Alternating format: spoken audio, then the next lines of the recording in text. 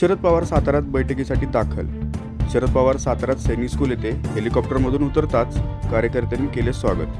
पण त्याच वेळी शरद पवार यांना एक अर्जंट फोन करायचा असल्याने पवार साहेबांनी बॉडीगार्डला खुणवले. मला फोनवर बोलायचं आहे. काही क्षणात सर्व बॉडीगार्ड यांनी तेथील कार्यकर्त्यांना व नेत्यांना बाजूला केले.